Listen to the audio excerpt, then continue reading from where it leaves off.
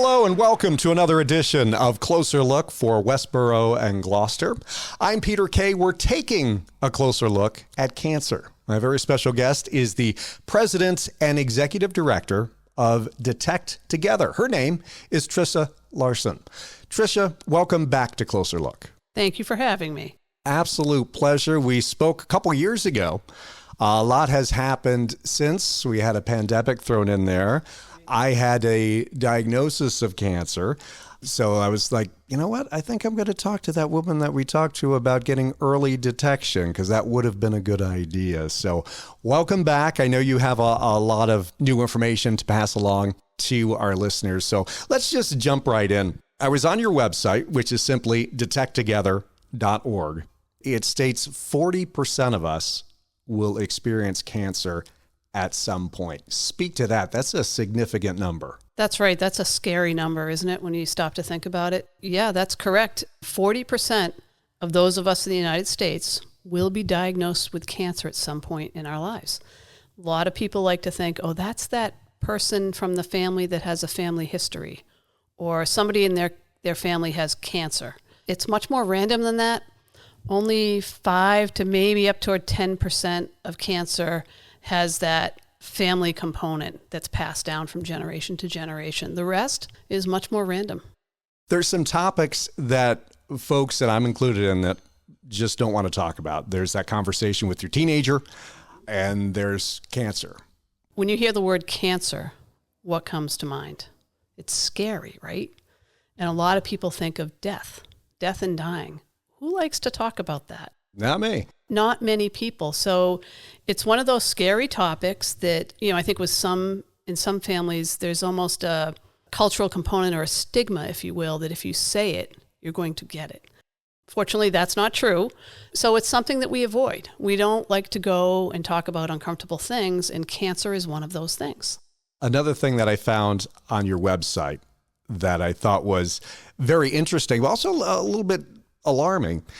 It says there are over 200 different types of cancer, and the CDC recommends screening for 4 of them. And we've all heard of them: breast cancer, colon cancer, colorectal cancer, and lung cancer. My question to you, and not asking you to speak for the CDC, but why is that there's only screening for 4 when there's so many out there? What the CDC looks at is what screenings help reduce death. And those 4 screenings that you mentioned, so cervical, colon, breast, and lung, depending on your smoking history, help reduce death. There's 2 other screenings that many physicians use, and I personally think are valuable. One is a PSA test, so prostate cancer for guys, and then a skin screen with a good dermatologist is another one. So I like to think of 6, but yes, the CDC has proven that those 4 we mentioned are effective. So who is DetecTogether, and what's the overall mission? We're a nonprofit organization, and we were founded by, it's a Coughlin family, Jim and Nancy and their family, because they learned that cancer survival rates were being held down because of delayed diagnosis. When you think about that 200 number, and there's 4 types of screenings, how do you detect the others early? Well, that comes from patient awareness and action. And so one of the things in healthcare, and especially with cancer, that we forget to talk about is the patient role. And it's so very important, but it's not intuitive, and it needs to be taught. What the Coughlin family figured out is if they teach people how to recognize potential signs and symptoms of cancer, when to seek care, and how to really effectively collaborate with their provider to accelerate the time to diagnosis and the time to effective care, they could save lives. Once they identified the problem, they said, we can't push this back under the rug. We need to do something. And so they founded DetecTogether. Tricia, I find it interesting because you're saying folks looking for certain symptoms, not necessarily, hey, you need these 4 screenings. Not that that's not a good idea as well. But talk about the 3 steps that DetecTogether has really put together. So like you said, screenings are very important. Everybody should get the screenings that they're eligible for. You'll be able to find cancer before symptoms occur with those screenings.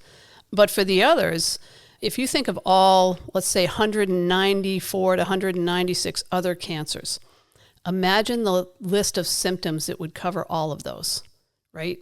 The human brain can't access that list in a way that's helpful. So what we did with our medical advisors is we pulled out the common traits of all of them, or almost all of them. And that is, a cancer symptom starts out as subtle, but it's persistent. How do you recognize that versus a cold symptom, for instance, right? That starts out subtle, but it's persistent. We came up with a process called 3 Steps Detect to help you identify things that really need medical attention. So the first step is you really need to know how you feel on your best days. We say, know you're great. So know your great health. When you get out of bed every day and when you go through your day, how do you feel? What's your energy level like? What are your sleep patterns like? Do you have pain, lumps, bumps, everything about how you normally feel on your best days? Really benchmark that and get to know you're great. You might want to put notes in your phone, take pictures if you have, something on your skin that you think might be concerning, things like that. Use little aids to help you really know it. What would some of those notes read? It might say, I wake up in the morning, I'm ready to go, or I wake up in the morning, I need my coffee, then I'm fine, right? After lunch, I'm raring to go for the afternoon, or I'm feeling a little sleepy, I need a nap. That's normal for me. My pain level, I usually walk around without pain. If you throw your back out or something like that, put a note in your phone, on this day, I threw my back out, like it hurts. So you can just track how long that persists. That sort of stuff, right? Everything about you. It's an exhaustive list, but everything about how you feel. And don't do the human nature thing of, geez, I feel different now because I'm getting old, or I'm working way too many long hours. Well, have you done that in the past, and has this happened? Just pay attention. I don't want to freak people out or make people turn into hypochondriacs, but it's important to really know your health and your habits. So know you're great, as in know your great health. Exactly. What's step 2? So step 2 is, if your great health changes, give it 2 weeks. Like we said, the most common cancer symptom is a subtle and persistent change to your great health. Most of those things are going to go away within 2 weeks. So imagine you're getting the cold, like I said before. In 2 weeks, you're pretty much better. You're back to your great. And if you're not, you're pretty close. But you're on that upward track, right? With a cold, you tend to be way more tired than you normally are. So your great has changed to something more tired. Say that's your big symptom, and after 2 weeks, you're still feeling pretty tired. Now, does it mean you have cancer? No. But it does mean your body is signaling you that it needs help. It needs medical attention. That's the time to go get care. Give it that 2 weeks, then go. And then we have step 3. Step 3 is share with the doctor. That's the step a lot of us really don't like. Nobody likes that. Speaking for me personally. I personally, myself, don't really love it either. But it's so important.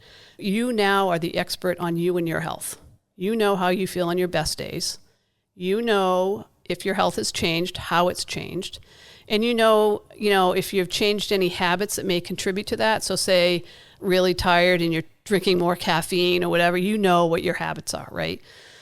When you go to the doctor, think of yourself as a source of clues. Diagnosis is a complex process. And when you share with your doctor what you're concerned about, your doctor is trying to figure out, okay, what could it be?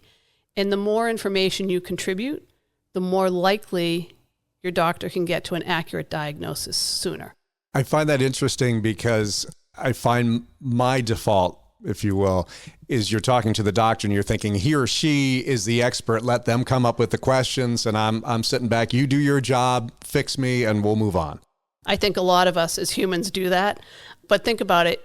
Your doctor doesn't have, magic X-ray vision. So if your energy level has changed, he or she can't see that. If you're seeing blood in your stool or pain that's not normal for you, they can't see that. It's not obvious to them. With blood in the stool, you can do some testing later on, but off the bat, it's not obvious. So if you don't bring those things forward, your physician's not going to know about it. So it's really up to you. The analogy I use is, think of your doctor as a detective, and you have to provide the clues. So you arrive at a crime scene as a detective, and there's a lot of clues. You solve the case pretty quickly. If there aren't a lot of clues, it's a lot harder to solve the case, and it takes more time. We're at your DetecTogether office at 53 Otis Street here in Westboro. On the wall, you have something that says the worst cancer diagnosis you can receive is a late one. Right. The most difficult cancer to treat is a late stage cancer. So if you can find it early, you can significantly increase your survival rates. You may also lessen the treatment that you need, and you'll make it easier to get through. And honestly, it could cost you less. If you diagnose it early, you might need less treatment. So the worst cancer diagnosis, right, we don't say it's a specific cancer, but it's just a late diagnosis is the worst one. Tricia, what's the best way in which I can reach out and connect with you? Really through our website, and you can email us through our website, DetecTogether.org. I will say there's one T between detect and together. They share that T at the end or beginning. It's a great marketing idea of putting those words together. Together, right. You have what I think is the best analogy I have heard for describing the stages of cancer. I use the analogy of think of an early stage cancer, say a stage 1, is calming an infant that might be crying. You know the tricks, right? To settle a baby, the baby might be hungry, might have a wet diaper, or might just need a nap. You use one of those techniques, most likely the baby will be fine and stop crying and relax, right? That's an early stage cancer. Mm-hmm. A stage 2, let's say, is more like a toddler, maybe the terrible twos, a little bit harder to calm. You need a few more tricks in your bag, so to speak. And then when you move on to stage 3, that's more like an unruly teenager, right? We've all had those. We've all had those. And yep. that was my cancer, stage 3. So that's interesting. Go ahead. Right. So that, again, you need even more tricks in your bag. You're probably going to need more treatment to end up being at the cancer-free, no evidence of disease stage. And then a stage 4 is more like that adult that's digging in their heels, maybe not in a good way, and is not budging. How do you get that person to move? And that's really hard and takes a lot of tools to try and get that to happen. What are some of the tools that you have in your toolbox at DetecTogether, and how do you let people know what's available to them? Obviously, we're talking about on Closer Look, but how do you get out into the community? We do a lot on social media, which you can follow us on, Facebook, Instagram, you name it, we're there, as well as we do trainings. So we do a lot of work with fire departments. So at the beginning, you mentioned that, we all have a 40% risk of developing cancer in our lifetime. Well, for firefighters, that risk is 9% higher. Really? Yes. And they're 14% more likely to die from cancer. Why is that? Still being studied, but they inhale a lot of carcinogens as part of their job. You think about all the synthetics we have in our homes these days. Well, when they ignite, those are carcinogenic.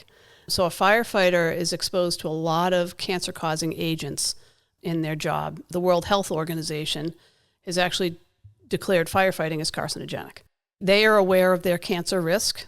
They're very, very grateful for the training of 3 Steps Detect, and it's causing them to change their behaviors. So it used to be that if you were the salty firefighter, which is, the firefighter with the soot on your gear and on your face after a hard-fought battle with a fire, because you worked really hard. I mean, that was looked up to. But now that soot is dangerous stuff. You want that off. So that's changing it, and firefighters are realizing that, again, they're going to be the first ones to recognize symptoms, and it's up to them to act. And early detection will save their lives if they act in time. In your experience, Tricia, is it typically easier to convince a woman to follow those 3 steps than a guy? As I'm thinking firefighter, I'm not going to complain that, I just don't have the energy today. Firefighters, they have to tough through a lot of things to do their jobs well. It just comes with the territory. It depends on the stage in life, I find. Women, I do think, tune in more and they notice more. They'll notice before the guy, typically.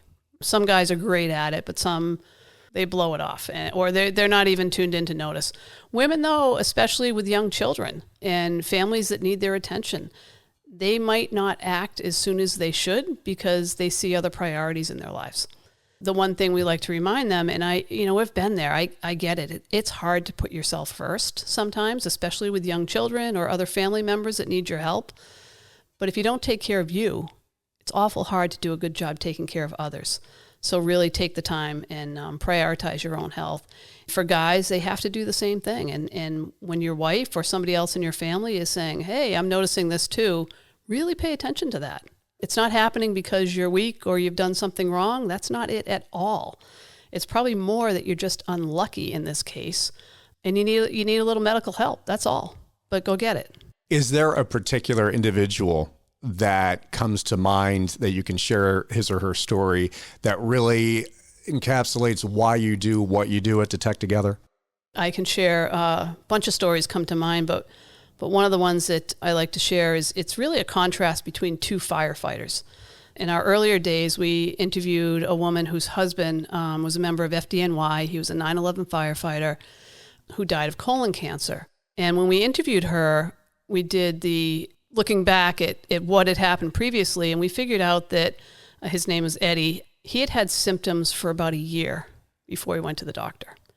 And it led to even little bickering, like she was doing the laundry one day at home and was folding his underwear and noticed spots, which was blood, and called him at the fire station saying, you said you were going to get this checked out. What's going on? And he's mad. She's calling her at the fire station and probably a little embarrassed. His wife is chasing him down on this. But he didn't act right away. And he lost his life. He was diagnosed at a stage 4 cancer. From what I know, one of those guys that everybody loves and respects. But in the video that we did with her, she shared the story that when he was at very end stage, he was in the hospital. He didn't weigh very much. I think she said about 100 pounds. He was having a dream. And in the dream, she said, you could tell he was talking to one of his good friends. She said, the friend must have said to him, so Eddie, what's going on? In his dream, and clearly she's sitting right there, he's saying this very clearly, he said, it's not good. It's not good at all. And he said, I waited too long. And she was sitting there and listening to this saying, yes. And then she also shared, we know, I knew something was wrong and I should have pushed him more. So she feels bad about that.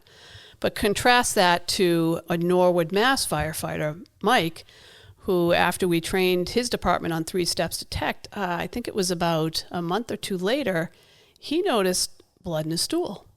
And he thought, okay, I had a class on this. I know what to do. And he was diagnosed at a stage 2 colon cancer. And today he is back on the job. He was married just over a year ago. And he's living a good life, and that's the difference. So your awareness, your actions, use 3 steps detect. It really is life-saving.